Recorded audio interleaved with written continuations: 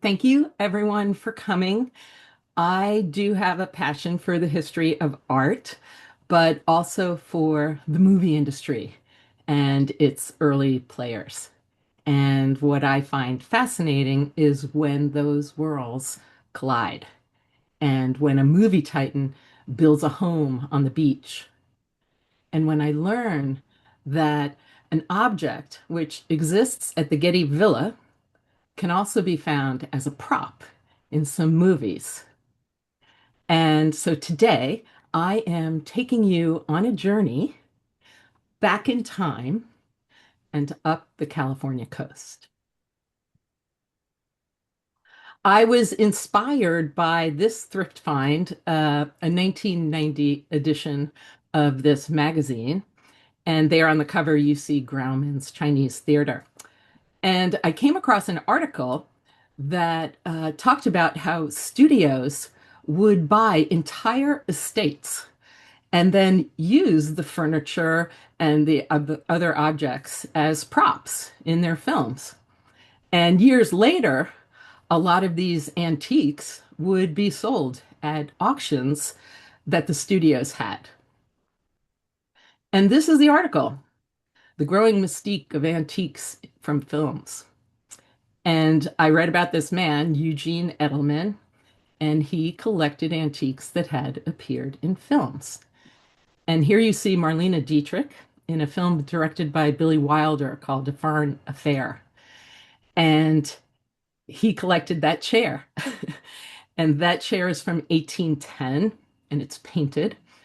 And as I read this article, I saw a photo of an object that Edelman also purchased, and it's at the Getty Villa.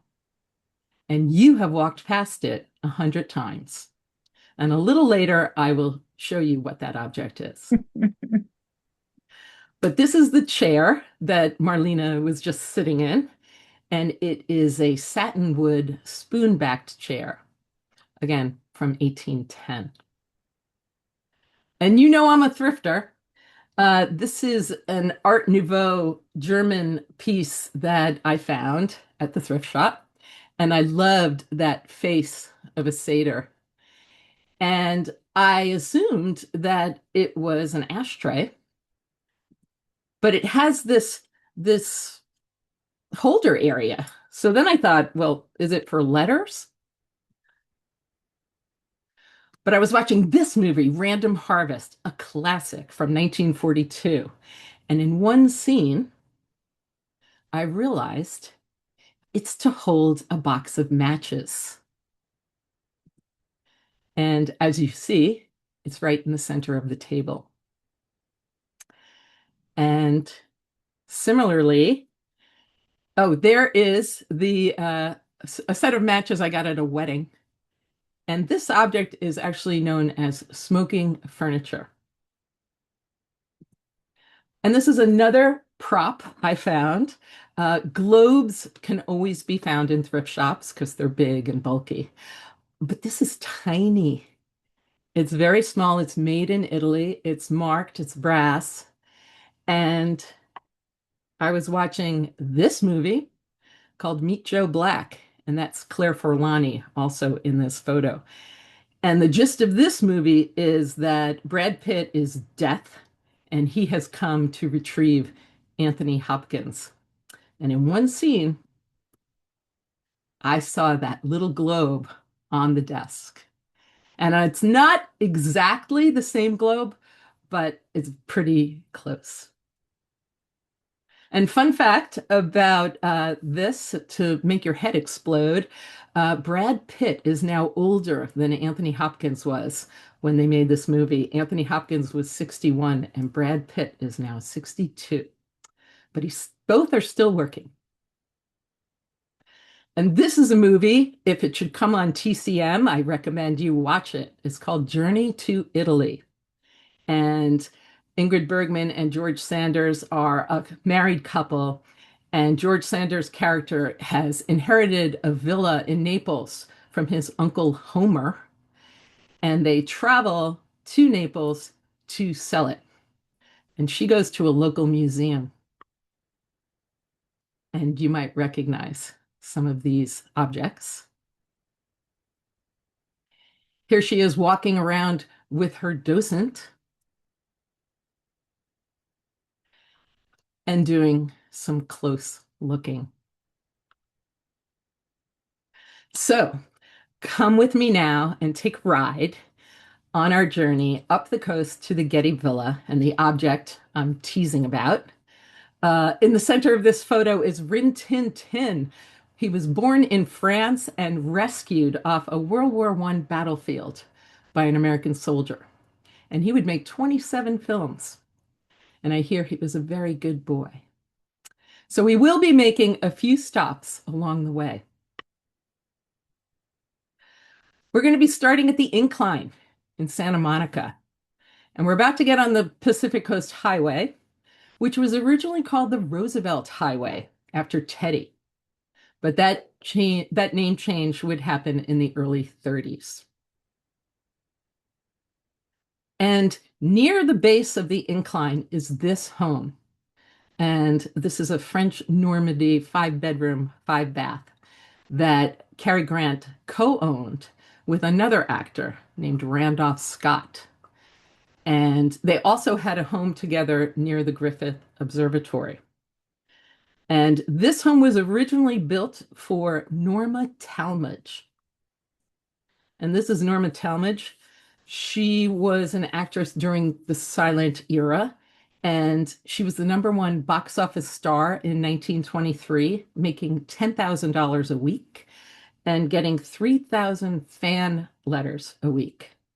And she and another actress, Anna May Wong, were the first with a gold-plated shovel to turn over the earth at the groundbreaking ceremony to build Grauman's Chinese theater.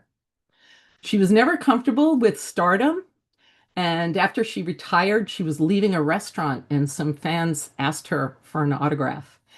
And she said, "Get away, dears. I don't need you anymore, and you don't need me."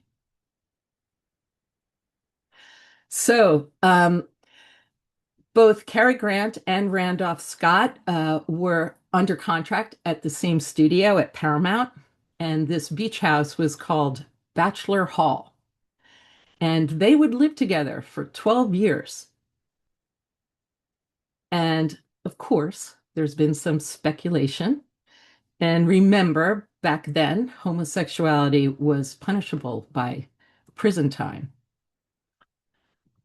But they had a very close relationship, and they even starred in this movie together, My Favorite Wife, with Irene Dunne.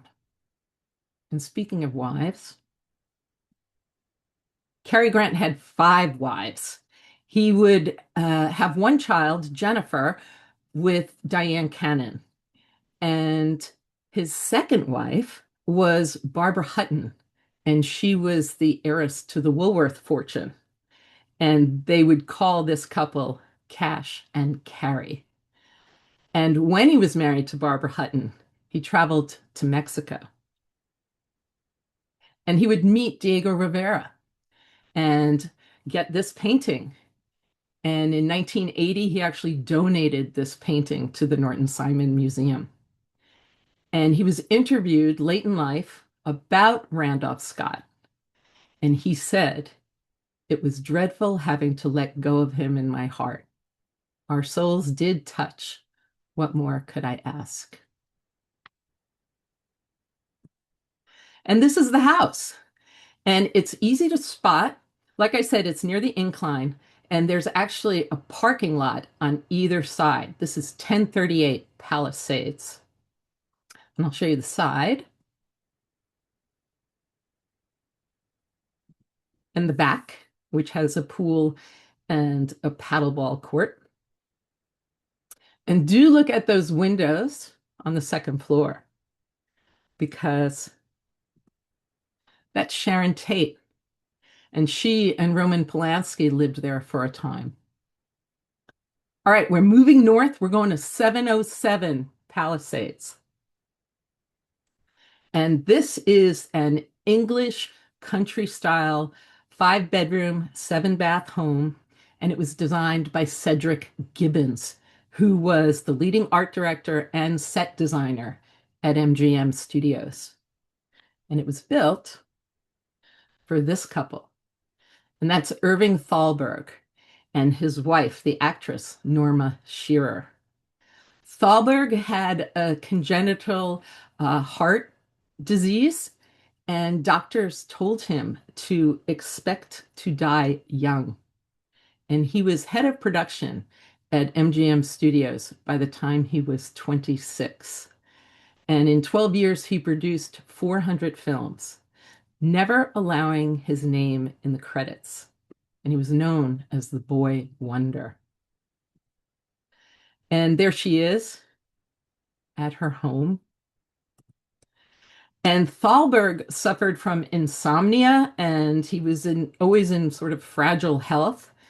And they would have the house soundproofed and sort of hermetically sealed um, because he didn't like the sound of the waves, and it was air conditioned. And he would die in 1937. I'm sorry, he died at 37 in 1936. And he was quoted as saying, "Credit you give yourself is not worth having." He would have 2 heart attacks by the time he was 37. And this is the house today, 707. And fun fact, this is the back,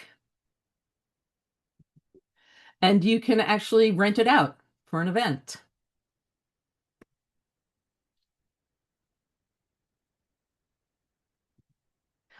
All right. These are 2 photos taken from the same vantage point, looking south. And you might notice that there's a lot more sand in the more recent photo. And that's because during the 30s and 40s, 30 million cubic yards of sand was added from Pacific Palisades down to Dockweiler Beach. And 14 million cubic yards actually came when Standard Oil built their second refinery. And that is how El Segundo got its name, because it was Standard Oil's second refinery. In the 29 photo, do you see the streetcar and the tracks? And those would be removed in 1934 when the highway went to 4 lanes. All right, we're continuing north. This is 625 Palisades Road. It is a 21-room villa built in 6 weeks by carpenters and electricians from MGM.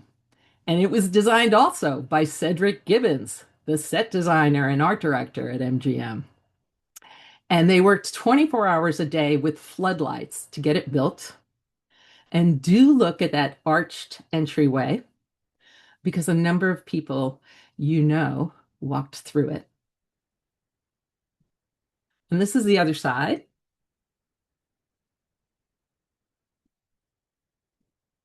And in 1939, Louis B. Mayer, who is on the right of this photo, would have a 17th birthday party for a young Judy Garland, who had recently finished work on a film called The Wizard of Oz.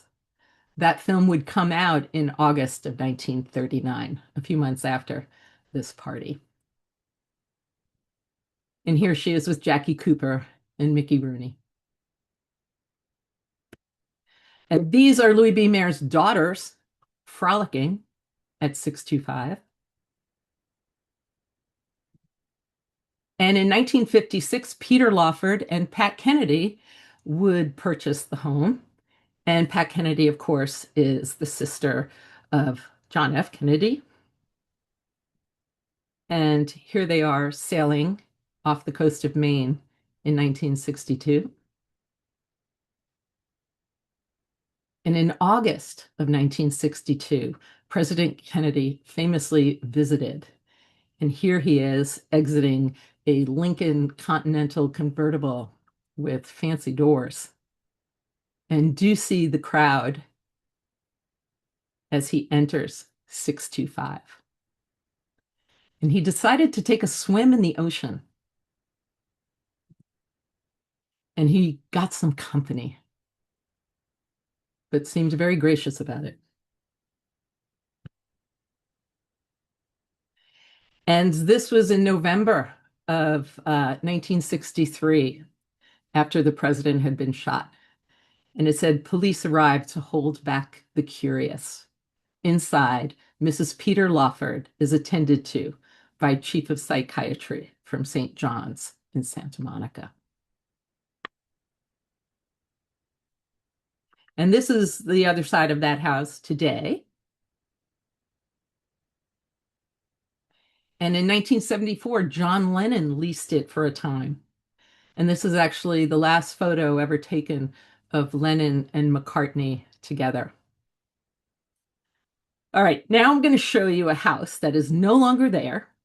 And what's in its place, in its exact footprint, is the Annenberg Community Beach House. But the original home was built for this woman.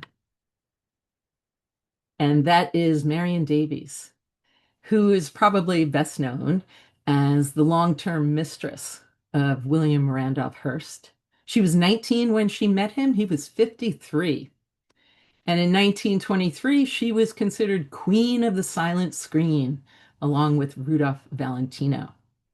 But she had a stutter.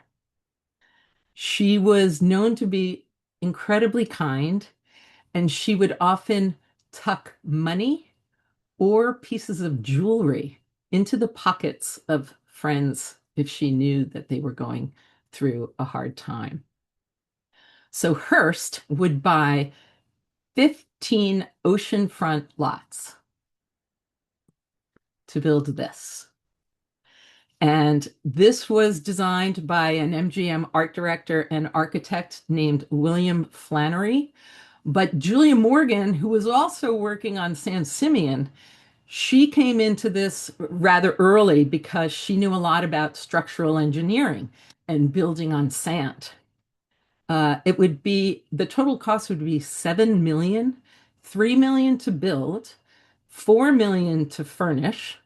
There were 37 fireplaces, 55 bathrooms, tennis courts, gardens, a 110-foot heated saltwater pool lined in Italian marble, guest houses, of course, for friends and family, and for the 32 servants that they had. And here's just another shot of it. And a postcard from that time.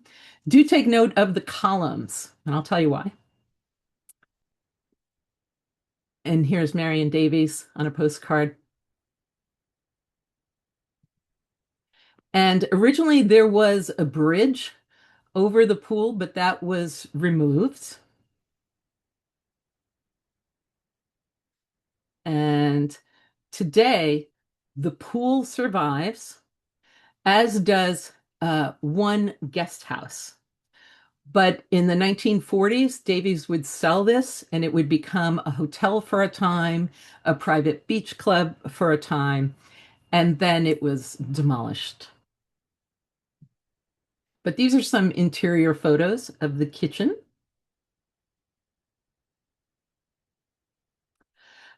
Tiffany chandeliers and a lot of furniture collected from Europe. And here's Hearst and Davies.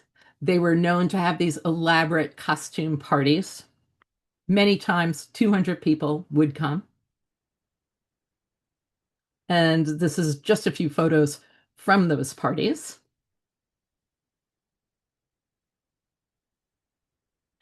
Marion Davies is seated in this photo, but you can spot Cary Grant and Randolph Scott standing.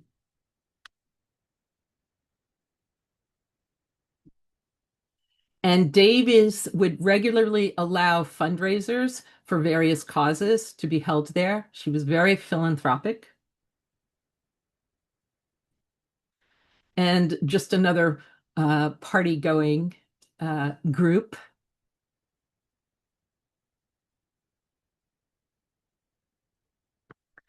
And this was a costume party where one was supposed to dress as a child. So we have Clark Gable as a Boy Scout with a cigarette in his hand. And today you can actually go and visit Marion Davies' guest house. I even know someone who got married there. But there are docent-led tours. And I asked you to take in those columns because you see the marble lined pool is there, and the guest house is in the upper left of this photo. And those white columns are meant to sort of echo the columns from the original home. Okay, we've gone a little past sunset, but and I promise I will take you back to the villa. We'll circle back there in a second. But I had to mention this building because I always wondered what it was all about. And now I know. This is a Mediterranean style complex that was built in 1928 by a man named Alfonso Bell, who was an oil tycoon, a tennis champion, and a real estate developer. Bell developed Bel Air and the Bel Air Bay Club and other places. So originally, this was designed to be a community center with shops and stalls and a post office and selling goods and merchandise. But the crash happened. And so that didn't come to be. And instead, there was a director, a movie director named Roland West.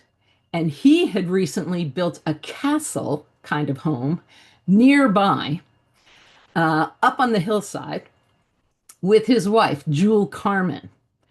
Uh, but then he began a relationship with a young actress named Thelma Todd. And so he would buy the property with a plan to make a cafe on the first floor. And then Roland West and Thelma Todd would live in these oceanfront apartments on the second floor. Okay. And this is the home that he had built for himself and his wife, Jewel Carmen. But at this point, they're estranged. Okay. So I just want you to take a look at the earlier photo and take in where the garage is, where those cars are. And I'll explain why in a second. And this is it today. And you can see the house. And if you look by the ocean, if you see where that footbridge is, that pedestrian bridge, that's where the building is that I was just talking about. So it's a good long walk, okay? And this was it when it was being built. It's called Castillo de Mar. And so they would open up this sidewalk cafe. So it's Roland West, his estranged wife, and Thelma Todd in partnership. And this is Thelma Todd. And she was born in Massachusetts and had plans to become a school teacher. But she entered a beauty contest at the urging of her mother and won and was Miss Massachusetts. And she came to Los Angeles when she was 19, and she had incredible comedic timing. She would work with the Marx Brothers and Laurel and Hardy, and Hal Roach made her sign the potato clause. And the potato clause was if you were to gain 5 pounds, like a 5 pound bag of potatoes, he could fire her. And she would make 120 films and shorts, including this movie, Monkey Business, in 31, and this movie, Horse Feathers, in 1932. And here she is in front of this sidewalk cafe. She brought foods from Massachusetts, chowders and seafood. and lamb chops cooked over coals. And she was really like the one of the original celebrity restaurateurs. And this is the cocktail lounge then, and that same room, a photo from 2015. And you can see the ice box by the window. And her apartment and Roland West's, their bedrooms were separated by these pocket doors, which are still there. And this is the last place that she was seen alive. She had gone to a party on a Saturday night in December, and Roland West did not go with her. And he asked her to be home by 2, and she just sort of laughed at him, apparently. So she goes to this party on Sunset at a place called Trocadero, and her chauffeur would bring her home and drop her off here on the PCH. And all she had to do was just go up these stairs to get to her second floor apartment. But instead, she was found dead in her car in the garage of Roland West's home, where Jewel Carmen, the estranged wife, lived. And it was determined that she died of carbon monoxide poisoning, but it remains very sketchy and mysterious. There are reports that she had broken ribs and a broken nose, and she had run into her ex-husband. She had been married for 2 years to this guy named Pat DeChico, who had mob relations. He was also the first husband of Gloria Vanderbilt, and he beat her up. Anyway, so she had run into him at that party, and Lucky Luciano had wanted to start an illegal gambling setup at her place. And apparently, one day at the Brown Derby, she said to him, "Over my dead body." And he said, "That can be arranged." So the photo on the left is from 1935 because it was really kind of a mystery. Was it an accident? Was it suicide? Was it murder? They don't think it was suicide. She had hundreds of wrapped Christmas presents. Um, and so these are just some of the stairs that she would have had to climb to get to that house in an evening gown, in high heels. And this was in the newspaper in 1935, showing the trek to get from that footbridge to Roland West's home. And here's Roland West, who said he was a heavy sleeper and didn't hear her.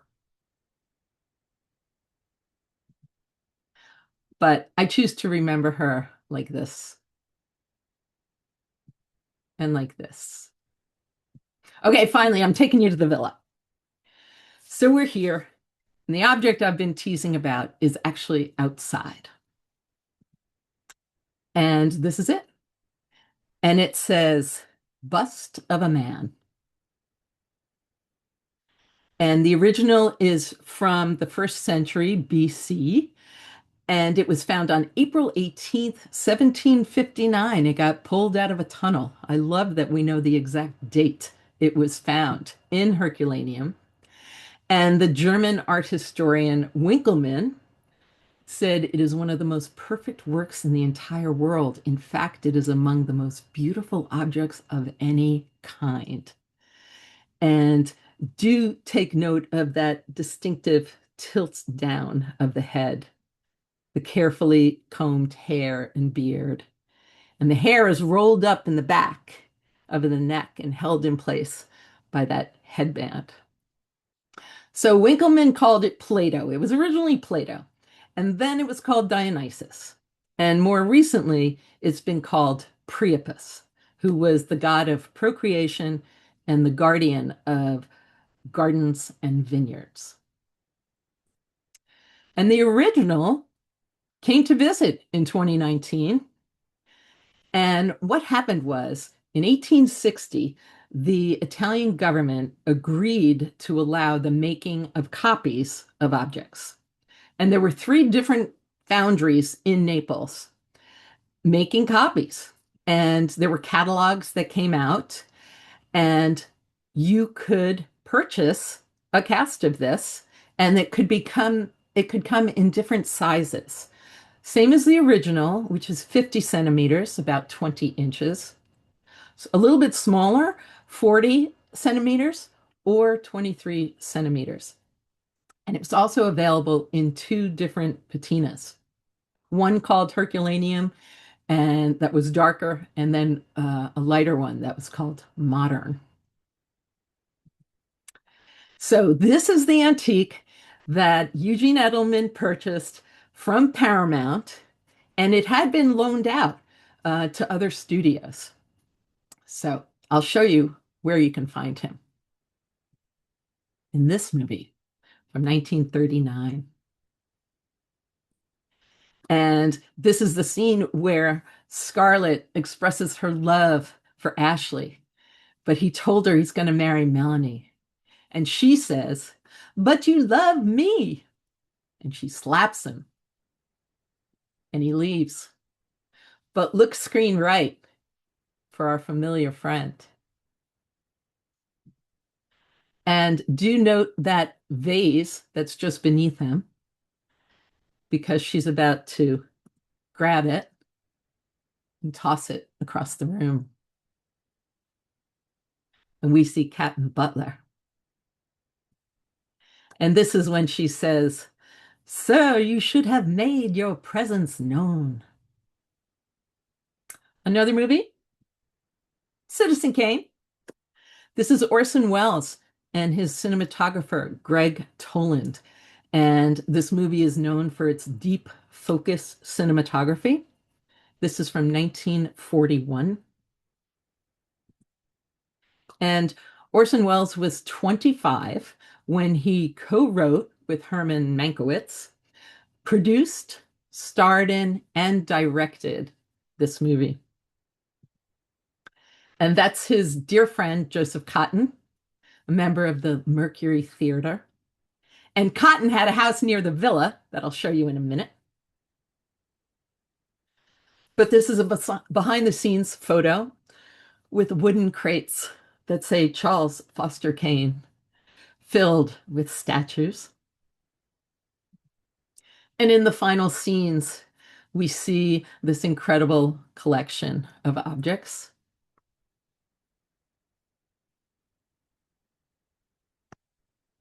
And there's our friend from Herculaneum.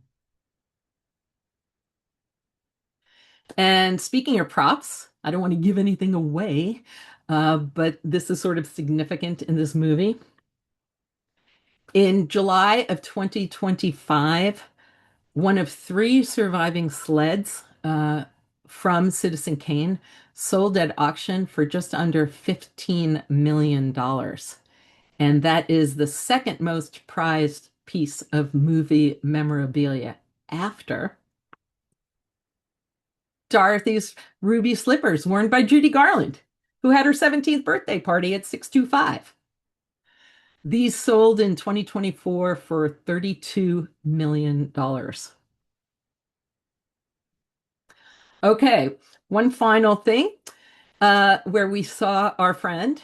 This is the 10th episode of the third season of Star Trek. It aired in 1968. And it's kind of a bizarre premise. The Enterprise finds a planet of aliens who were once followers of Plato.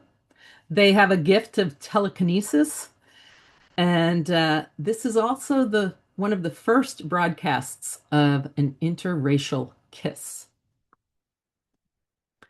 And here are some props from this episode.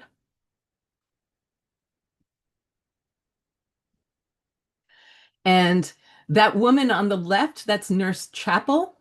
And she would actually marry Gene Roddenberry in 1969. And she's also the voice of the ship's computer. And here's where we spot him. He's in the corner, a little hard to spot, but you can spot his the shadow on the wall. And in this scene, Spock, who already has sung in this episode, he's going to kiss Gene Roddenberry's wife, and Captain Kirk is going to kiss uh, Uhura. And this was very carefully orchestrated, and there was very little blowback. They were very concerned about southern states and how they would react, but very little complaints about this episode. But I got to tell you about this woman because she is historically significant. This is Nichelle Nichols, and with an early AirPod in her ear, um, she came up with the character's name at the audition because of a book she was reading at the time. She was a singer and a dancer drawn more to musical theater. And after a year on the show, she, on a Friday, handed in a letter of resignation to Gene Roddenberry. And he asked her to think about it over the weekend. And over that same weekend, she attended an NAACP event, and a lot was happening.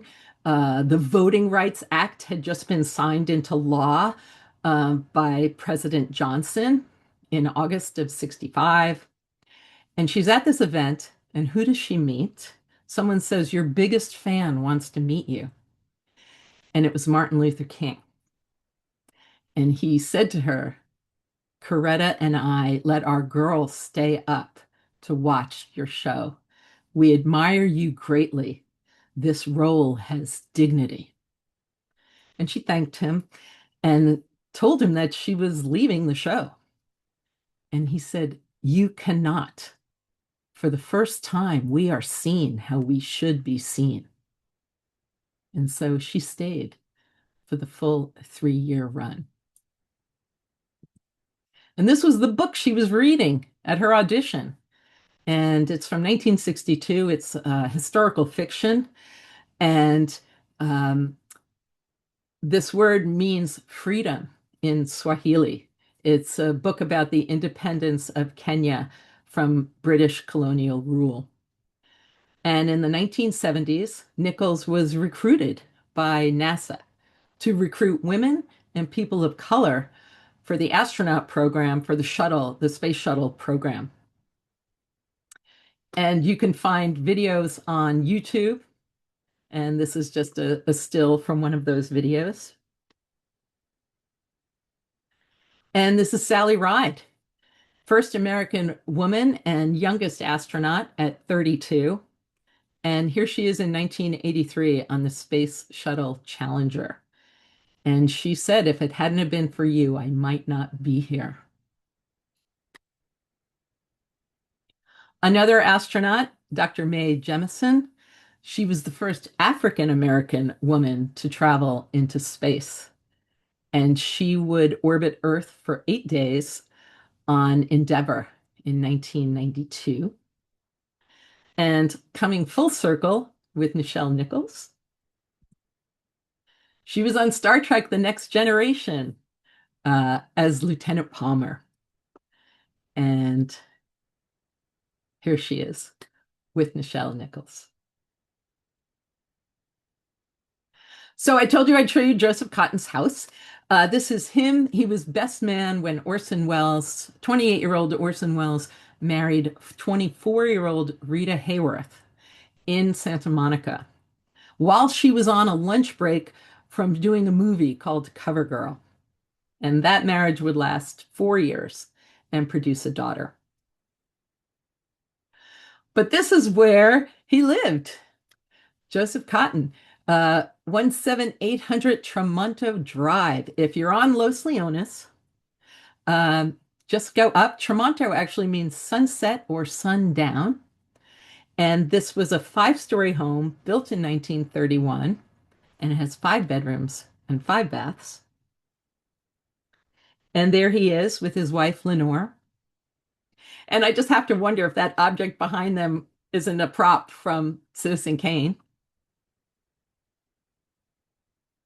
and just an interior photo and the view. And this is a photo I took. And I will end here. This is a tray from 1974 that is actually a reproduction of a tray from 1934. And that's Maureen O'Sullivan and Johnny Weissmuller. And they had starred in an MGM film called Tarzan and His Mate. And I just hope that if you should find yourself at the Pacific Ocean this summer, you'll remember all those who walked on the sand before you. And if you're at the villa, I hope you will go visit our bust of a man. And that's it.